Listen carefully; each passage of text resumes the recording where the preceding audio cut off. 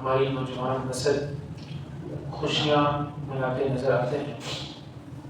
اللہ تعالیٰ کی نعمت، اللہ تعالیٰ کے فضل و احسان پر خوشی کا اظہار کرنا بھی اسلامی تعلیمات کے عین مطابق ہے، لیکن ہیپی نیو ایئر کے جو نئے سال کا جشن ہوتا ہے اس کے اندر دو باتوں کا خیال رکھنا بہت ضروری ہے۔ ایک بات تو یہ ہے، کسی بھی موقع پر، چاہے وہ شادی کا موقع ہو، مندری کا موقع ہو، بچے کی پیدائش کا موقع ہو، یا کوئی بھی خوشی کا موقع ہو، 14 اگست کا موقع ہو، عید الفطر کا موقع ہو، عید الاضحیٰ کا موقع ہو، یا ہیپی نیو ایئر کا موقع ہو، کوئی بھی خوشی کا موقع ہو، خوشی مناتے وقت شریعت اسلامیہ کی حدود و قیود کو ہمیں ملحوظ خاطر رکھنا ہے۔ ہم نے یہ دیکھنا ہے کہ جس انداز سے ہم خوشی منا رہے ہیں، کیا اس انداز سے خوشی منانا اسلام ہمیں اجازت دیتا بھی ہے کہ نہیں دیتا؟ اگر تو اس انداز میں خوشی منانا جس انداز میں ہم منا رہے ہیں، اگر اسلام اجازت دیتا ہے تو فبیہا، اس طرح خوشی منائی جائے۔ لیکن اگر ہماری خوشی منانے کا انداز ایسا ہو کہ جس کی شریعت اسلام اجازت نہیں دیتا، ہرگز ہم اس انداز سے خوشی نہیں منا سکتے۔ دیکھنے میں آیا ہے کہ ہیپی نیو ایئر کے موقع پر، نئے سال کی آمد کے موقع پر اس انداز میں خوشی منائی جاتی ہے۔ ایک سلیم الطبع شخص ان چیزوں کو پسند نہیں کرتا، ان چیزوں کو اچھا نہیں سمجھتا۔ آتش بازی کرنا، فائرنگ کرنا، سڑکوں چوراہوں پر جمع ہو کر گاڑیوں اور سائیکلوں کے سلسلے نکال کر بلند آواز سے میوزک چلا کر اس انداز میں ہوٹلوں کی بکنگ کروا کر، معاذ اللہ شرابیں پی کر، ناچ گانا کر کر، زنا کر کر، اس انداز میں نئے سال کی خوشی منانے کی شریعت اور ایک عام سلیم الطبع شخص اس چیز کو پسند نہیں کرتا، اور شریعت اس چیز کی اجازت ہرگز نہیں دیتی۔ بہت ساری چیزیں ہیں جب نیا سال کا جشن منایا جاتا ہے، ان امور میں سے ایک امر جس کا خیال نہیں رکھا جاتا وہ پردہ داری ہے۔ ہم دیکھتے ہیں کہ اس موقع پر ہماری نوجوان خواتین اور کچھ ادھیڑ عمر کی خواتین بھی بے پردہ ہو کر باہر نکلتی ہیں۔ یاد رکھیں، مرد و خواتین کا آپس میں اختلاط اس طرح کہ جس میں عورتوں کے کپڑے ایسے ہوں جس میں بے پردگی ہو، تو ایٹومیٹکلی نہ بھی ہو تو ایک مرد کا عورت کی طرف مائل اور رجحان ہوتا ہے، اور یہ فطرتی چیز ہے۔ اب جو اس رجحان ہے، جو مرد کا عورت کی طرف رجحان ہے، ایک فطرتی چیز ہے۔ اسی رجحان کی وجہ سے ہمارا پورا تہذیب و تمدن کا جو گہوارہ ہے وہی وجود میں آتا ہے۔ اگر مرد اور عورت کی طرف رجحان ہی نہ ہو تو یہ تہذیب و تمدن کا گہوارہ بھی وجود میں نہ آ سکے۔ اب شریعت نہ تو یہ کہتی ہے کہ تم نے اپنا اس میلان کو اپنے طرف قید کر لینا ہے، اور نہ شریعت یہ کہتی ہے کہ جانوروں کی طرح بے باک ہو جانا ہے، بلکہ شریعت کہتی ہے مرد عورت کی طرف مائل ہو تو شریعت کے دائرے میں رہ کر نکاح کر کے مائل ہو، اس کے علاوہ کوئی اور طریقہ نہیں ہے مرد کا عورت کی طرف مائل ہونے کا۔ حجاب اور ستر پوشی پردہ کی پہلی سیڑھی ہے، اور پردے کا حکم اللہ ہمیں قرآن کریم دیتا ہے، رسول اللہ صلی اللہ علیہ وسلم ہمیں پردے کا حکم دیتا ہے۔ قرآن کھائیں سورہ نور، اللہ فرماتا ہے قُلْ لِلْمُؤْمِنِينَ يَغُضُّوا مِنْ أَبْصَارِهِمْ وَيَحْفَظُوا فُرُوجَهُمْ۔ قرآن کہتا ہے اے حبیب آپ فرما دیں ایمان والوں کو کہ وہ اپنی نگاہوں کو پست کریں، وَيَحْفَظُوا فُرُوجَهُمْ، اور اپنی شرمگاہوں کی حفاظت کریں، ذَلِكَ أَزْكَىٰ لَهُمْ، یہ کام ان کے لیے بڑا ستھرا ہے۔ گویا کہ وہ کام جو زنا کی طرف لے جانے والا ہے، نگاہ سب سے پہلے دیکھتی ہے، پھر نگاہ سے دل کا میلان بڑھتا ہے، تو جو چیز پھر دل کے میلان سے نفس کا میلان بڑھتا ہے، پھر نفس زنا کرتا ہے۔ تو جو چیز زنا کی طرف لے جانے کا پہلا سبب تھا نگاہ، اللہ اسی نگاہ کی حفاظت کرنے کا حکم دیتا ہے۔ اور اسی طرح پہلی نگاہ معاف ہے۔ آقا دو جہاں صلی اللہ علیہ وسلم کا فرمایا شان ہے، حضور نے فرمایا یا علیو لا تتبع نظرة نظرا، پہلی نظر کے بعد دوسری نظر مت ڈالنا۔ ایک نگاہ پڑ جاتی ہے فوراً نظر جھکا ہے، حضور نے فرمایا اے علی ایک نگاہ کے بعد دوسری نگاہ مت ڈالنا، فإن لك الأولى، اس لیے کہ پہلی نگاہ تو معاف ہے، ولیست لك الآخرة، لیکن پہلی کے بعد دوسری نگاہ معاف نہیں ہے۔ جیسے یہاں پر یہ حکم مردوں کے لیے ہے، اسی طرح عورتوں کے لیے بھی یہی حکم ہے کہ وہ اپنی نگاہوں کی حفاظت کریں۔ جیسے مرد کے لیے حکم ہے کہ عورت کی طرف نہ دیکھے، اپنی نگاہ کی حفاظت کرے، اگر کبھی ایک نگاہ پڑ گئی فوراً نظر جھکا کے دوسری نگاہ نہ ڈالے۔ عورتوں کے لیے بھی یہی حکم ہے، بلکہ قرآن کریم کی ہم اٹھائیں، اللہ فرماتا ہے وَقُلْ لِلْمُؤْمِنَاتِ يَغْضُضْنَ مِنْ أَبْصَارِهِنَّ وَيَحْفَظْنَ فُرُوجَهُنَّ، اور بھی مومنہ عورتوں کو کہیں اپنی نگاہوں کی حفاظت کریں، وَيَحْفَظْنَ فُرُوجَهُنَّ، اپنی شرمگاہوں کی حفاظت کریں، وَلَا يُبْدِينَ زِينَتَهُنَّ، اور اپنی زینت کو ظاہر نہ کریں۔ تو وہ عورتیں جن کو بے جا شوق چڑھا ہوتا ہے زیب و زینت کر کے، ٹائٹ کپڑے پہن کر، گندے کپڑے پہن کر، بے پردگی والے کپڑے پہن کر بازاروں میں جانے کا، چوراہوں میں جانے کا، ایسی جگہ جانا جہاں پر مردوں کے ساتھ اختلاط ہوتا ہے، ہمارا دین منع کرتا ہے۔ ہمارا دین یہ کہتا ہے وَلَا يَضْرِبْنَ بِأَرْجُلِهِنَّ لِيُعْلَمَ مَا يُخْفِينَ مِنْ زِينَتِهِنَّ، کہ عورت چار دیواری کے اندر اپنے پاؤں کو اتنے زور سے نہ مارے کہ چار دیواری سے باہر گزرنے والوں کو پتہ چلے کہ اندر کوئی عورت چل رہی ہے۔ جب چار دیواری کے اندر رہ کر عورت اس طرح چل نہیں سکتی، جب سرے بازار عورت چلے گی۔ تو جہاں پر بہت سارے جرم ہوتے ہیں ہیپی نیو ایئر کے موقع پر، وہاں پر بے پردگی کا جرم بہت بڑا ہوتا ہے۔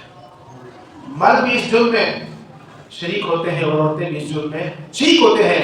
ہم نے پہلے دیکھنا ہے خوشی وہی ہمارے لیے جائز ہے جس کی شریعت ہمیں اجازت دیتی ہے، اسی انداز میں ہم خوشی منا سکتے ہیں جس انداز کی شریعت ہمیں اجازت دیتی ہے، اور جو خوشی شریعت کے ساتھ، اسلام کے ساتھ ٹکراتی ہوگی، ہم ایسی خوشی ہرگز نہیں منا سکتے۔ اس انداز سے خوشی کرنا اللہ کے رسول کو ناراض کرنا ہے۔ ایک بات تو یہ ہوگی۔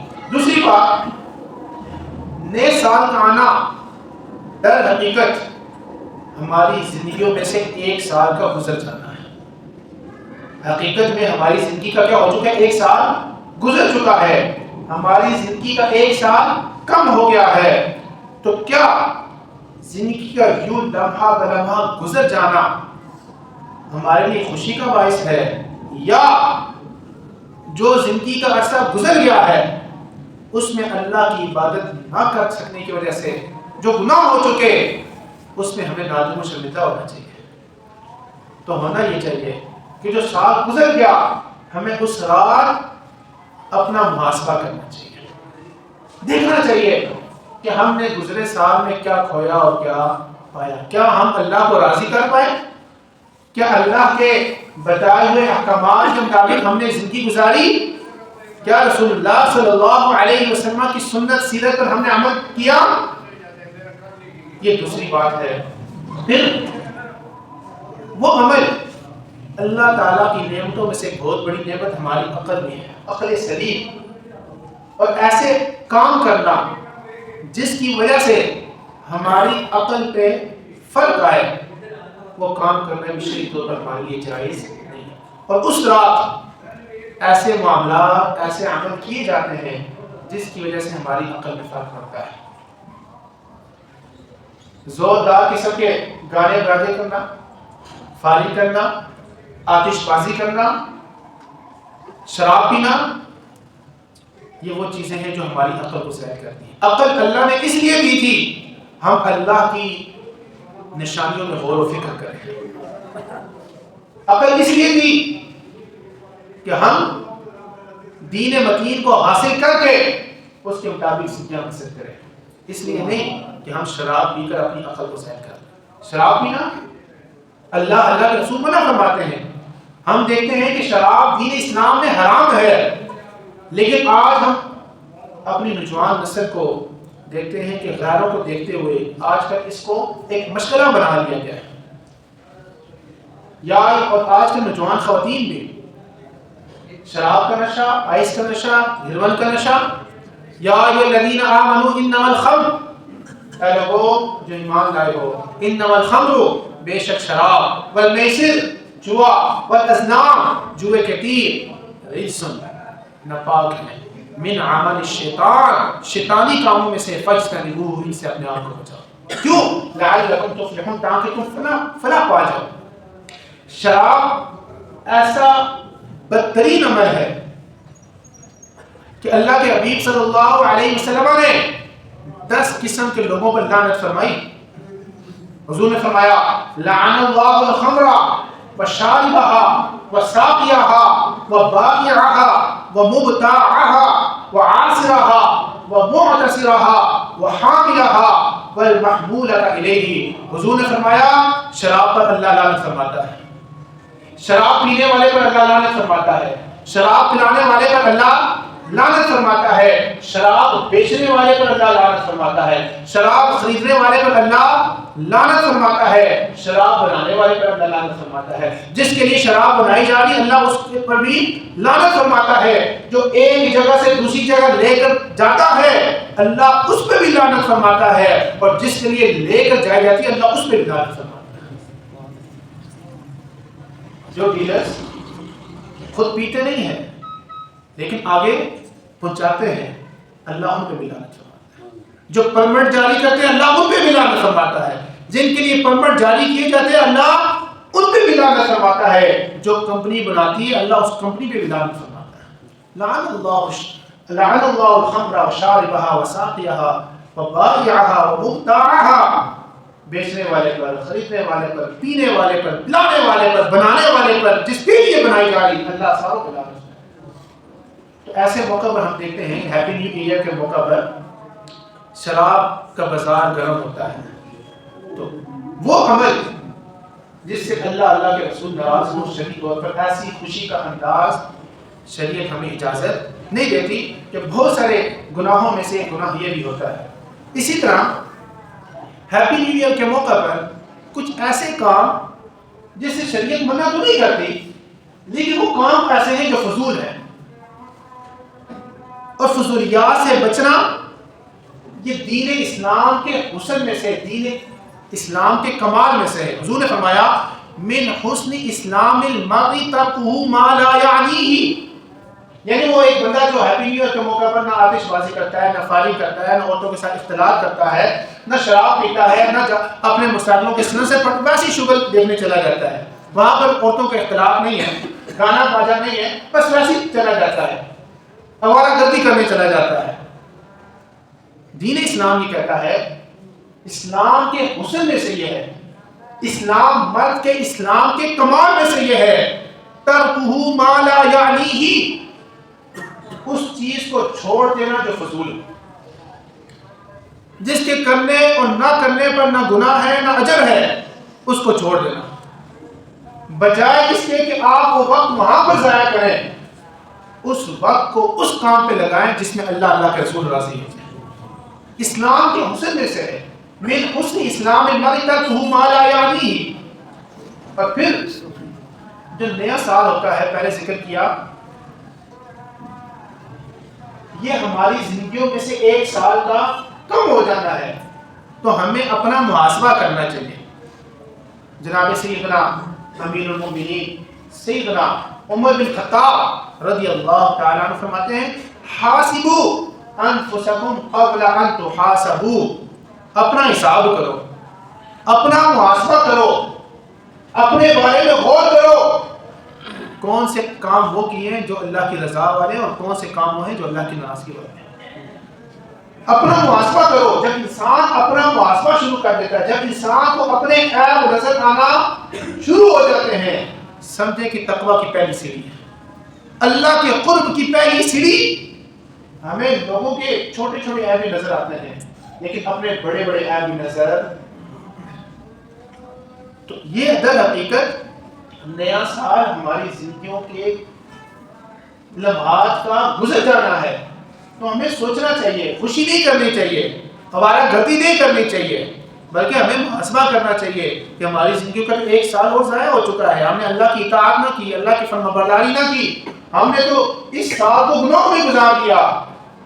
تو سیدنا امیر المؤمنین فرماتے ہیں حاسبوا انفسکم قبل ان تحاسبوا, اپنے نفس کا محاسبہ کرو قبل اس کے تمہارا حساب لیا جائے. مرنے سے پہلے اپنا محاسبہ کر لو.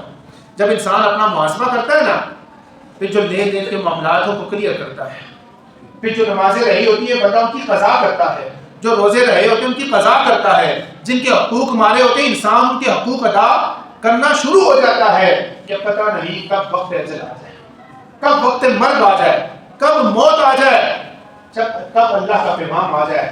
تو یہ نیا سال وہ جو رات ہوتی ہے گناہوں میں گزارنے کے لیے نہیں ہوتی, بلکہ اس لیے ہوتی ہے کہ ہم اپنا محاسبہ کریں. اسی طرح نئے سال کے موقع پر بہت سارے کام کرنے والے ہوتے ہیں. ان میں سے ایک کام یہ بھی ہوتا ہے, ہماری نوجوان نسل اکثر ہم دیکھتے ہیں کہ ان گناہوں میں مبتلا ہوتی ہے. وہ نوجوان نسل جو کسی کا بیٹا ہوتا ہے, کسی کا بھائی ہوتا ہے, کسی کا بھتیجا ہوتا ہے, کسی کا بھانجا ہوتا ہے, اگر ہماری نوجوان نسل گناہوں میں پڑی ہوئی ہے, ہوائی فائرنگ کرتی ہے, گھر میں اسلحہ رکھا ہوا ہے, آئے دن ہم سنتے ہیں قتل ہو رہے ہیں, اور ایسے خوشی کے موقع پر ہماری نسل ہی کام کر رہی ہوتی ہے, الٹے کام کر رہی ہوتی ہے. ہماری ذمہ داری ہے ان کو سمجھائیں, اور اس نئے سال کے موقع پر اپنے بچوں کو بٹھائیں, ان کو بتائیں کہ نئے سال کے موقع پر کون سے کام ایسے ہیں جو کیے جاتے ہیں جو ہمیں نہیں کرنے چاہیے, اور کون سے کام ایسے جو نہیں کیے جاتے وہ ہمیں کرنے چاہیے. ہم خود عمل کریں اور اپنے بچوں کو بتائیں. اور ہمارا دین کہتا ہے کہ اپنے بچوں کو بتائیں, ان کو سکھائیں. اللہ کے حبیب صلی اللہ علیہ وسلم نے ارشاد فرمایا ان اللہ سائل کل راع عما استرعاه. حضور نے فرمایا اللہ سوال کرے گا. کس سے سوال کرے گا؟ ہر ذمہ دار سے اس کی ذمہ داری کے متعلق سوال کرے گا. ہر ذمہ دار سے اس کی ذمہ داری کے متعلق سوال کرے گا. حتیٰ کہ فرمایا یسأل الرجل عن اہل بیتہ, بندوں سے ان کے گھر والوں کے متعلق سوال کرے. ہم میں سے ہر ایک سے کل قیامت والے دن اللہ ہم سے پوچھے گا جو ذمہ داری تیری تھی تو نے اس کو پورا کیا؟ تجھ پر تیرے گھر والوں کی ذمہ داری تھی, ان کو نماز کا حکم دیا, ان کو دین کا حکم دیا, اپنی گھر کی عورتوں کو پردے کا حکم دیا, یا تو بڑا فیشنیبل تھا, تو بڑا اپنے آپ کو دنیا دار کہلاتا تھا, تیری بچیاں رات کو 2-3 بجے تک رات کو پارٹیاں کرتی تھی, اور تو کہتا تھا کوئی مسئلہ نہیں ہے. ہم سے ہماری عورتوں کے بارے میں, ہمارے بچوں کے بارے میں پوچھا جائے گا. اگر میرا بیٹا یا بیٹی کوئی گناہ میں مبتلا ہے, اس میں میں انوالو ہوں, میں نے اس کو سمجھایا نہیں, اس کو سکھایا نہیں, اس کو میں روک سکتا تھا تو روکا نہیں, کل قیامت والے دن اس کے متعلق مجھ سے پوچھا جائے گا. اور اس نئے سال کی آمد کے موقع پر اگر میرا بچہ آتش بازی کرتا ہے, ہوائی فائرنگ کرتا ہے, اپنے موٹرسائیکلوں کے سر سے پھاڑ کر لوگوں کو تنگ کرتا ہے, اونچے اونچے میوزک چلاتا ہے, شراب پیتا ہے, ہوٹل بک کروا کے زنا کرتا ہے, وہ تو گناہ گار ہے ہی ہے. اور میں نے اس کو روکا نہیں, میں روک سکتا تھا, کل قیامت والے دن اس کے متعلق مجھ سے بھی پوچھا. ہمارا دین یہ کہتا ہے. اسی طرح ہیپی نیو ایئر کے موقع پر ہم اپنے وقت کو ضائع کرتے ہیں, اپنے وقت کو ضائع کرتے ہیں. ظاہر بات ہے وقت کو کوئی ضائع کرتا ہے جس کے پاس وقت ہے, اور وقت اللہ تعالیٰ کی نعمتوں میں سے بہت بڑی نعمت ہے. ہمارے حضور نے فرمایا نعمتان مغبون فیہما کثیر من الناس, 2 نعمتیں اللہ کی ایسی ہیں کہ لوگوں میں سے بہت بڑی تعداد ان نعمتوں کی وجہ سے خسارے میں ہے. فرمایا الصحت والفراغ, تندرستی اور فراغت, یہ اللہ کی بہت بڑی نعمتیں ہیں, لیکن اکثر لوگ ان نعمتوں کی وجہ سے کس میں پڑے رہتے ہیں؟ خسارے میں. صحت ہے, آج وہ رات کو اٹھ کر تہجد کی عبادت بھی کر سکتا ہے, اس کو ٹھنڈ نہیں لگتی. صحت ہے نا, آج وہ کھڑے ہو کر نماز پڑھ سکتا ہے, آج وہ نوافل 10 20 نوافل بھی پڑھ سکتا ہے، آج وہ قرآن کی تلاوت بھی کر سکتا ہے، آج توبہ استغفار بھی کر سکتا ہے، آج اس کی بازو میں طاقت ہے، بازو کے ذریعے کسی یتیم نگار کی مدد بھی کر سکتا ہے، صحت ہے اس کے پاس، آج فراغت ہے اس کے پاس، اللہ تعالیٰ کا دیا ہوا بہت کچھ ہے، اس کے پاس وقت ہے، اس وقت میں وہ اللہ کی عبادت کر سکتا تھا، اس وقت میں وہ دوسروں کی مدد کر سکتا تھا، کل مصروف ہو گیا تو پھر اس کے پاس وقت نہیں رہے گا، آج وقت ہے لیکن اس وقت کو اس نے اللہ کی عبادت میں نہیں گزارا، کسی گناہ میں گزارا، اس وجہ سے وہ خسارے میں پڑ گئے۔ کل قیامت والے دن ہم سے ہمارے وقت کے بارے میں پوچھا جائے، ایک ایک لمحے کے بارے میں کل قیامت والے دن ہم سے پوچھا جائے گا۔ بلکہ ایک اور روایت میں آتا ہے اللہ کے حبیب نے فرمایا 5 چیزوں کو 5 چیزوں سے پہلے غنیمت سمجھو۔ حضور نے فرمایا اغتنم خمسا قبل خمس، 5 چیزوں کو 5 چیزوں سے پہلے غنیمت جانو۔ فرمایا شبابک قبل حرامک، جوانی کو بڑھاپے سے پہلے غنیمت سمجھو۔ فرمایا صحتک قبل سقمک، صحت کو بیماری سے پہلے غنیمت سمجھو۔ غناک قبل فقرک، مالداری کو، غنا کو، محتاجی اور غربت سے پہلے کیا سمجھو؟ غنیمت سمجھو۔ فراغک قبل شغلک، اپنی فراغت کو اپنے مصروفیت سے پہلے اللہ کی نعمت سمجھو، غنیمت سمجھو۔ اور فرمایا وحیاتک قبل موتک، اپنی زندگی کو اپنی موت سے پہلے غنیمت سمجھو۔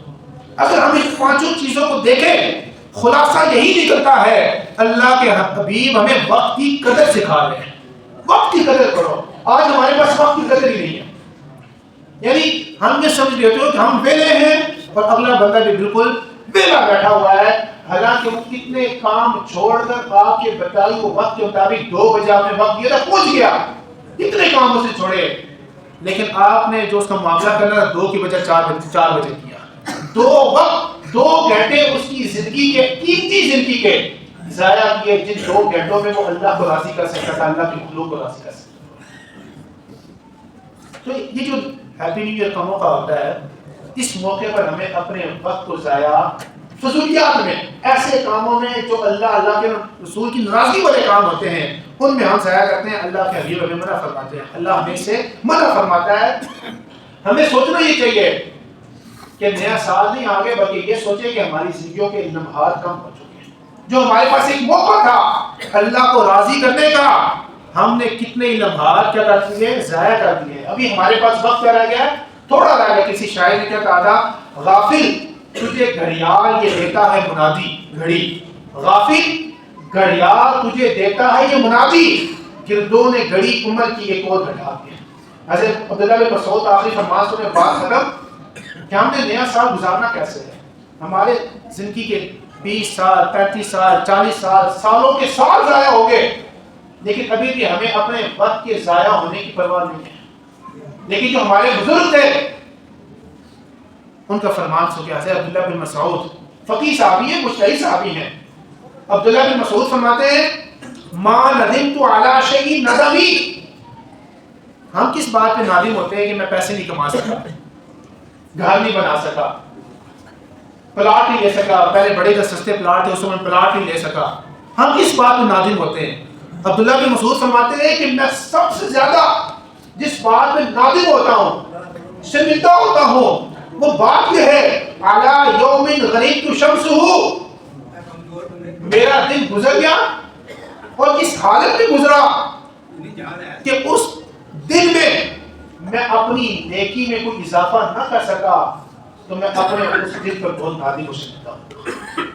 ہم کوٹھی نہ بنانے پر شرمندہ، مال نہ کمانے پر شرمندہ، دکان بند ہوگی، آج میری گاڑی ضائع ہوگی، اس پہ شرمندہ، لیکن اللہ والے اس بات پہ شرمندہ ہوتے ہیں کہ ہمارا ایک دن گزر گیا اور اپنی نیکیوں میں اضافہ نہ کر سکا۔ اب ہم دیکھیں اور آپ دیکھیں ہم کیا کرتے ہیں۔ تو ہم نے اپنی زندگیوں کو اس طرح گزارنا ہے تاکہ ہر دن، دیکھیں مومن کے 2 دن اگر ایک جیسے تو وہ مومن خسارے میں ہے، اگر مومن کے 2 دن ایک جیسے تو کیا ہے؟ خسارے میں ہے۔ اگر آج میری نیکیاں کروڑ میں ہیں، کل میری نیکیوں میں کچھ نہ کچھ کیا ہونا چاہیے؟ اضافہ ہونا چاہیے، اس سے اگلے دن مزید کیا ہو جانا چاہیے؟ اضافہ۔ گناہ کم ہوتے جائیں، نیکیوں میں اضافہ ہوتے جائیں، سمجھ لیں کہ مومن کامیاب ہے۔ یہ جو نیا سال ہوتا ہے بہت سارے گناہ ہوتے ہیں، ہم نے خود بھی اپنے بچوں کو بھی ان گناہوں سے بچانا ہے، اور ہم نے اپنے وقت کی قدر کرنی ہے۔ وقت کی قدر کس سے کرنی ہے؟ اپنے وقت کو ان کاموں میں گزارنا ہے جس میں اللہ کے رسول راضی ہو۔ اللہ ہمیں عمل کی توفیق عطا فرمائے۔ اذان ہوتی ہے، اذان کے وسیلے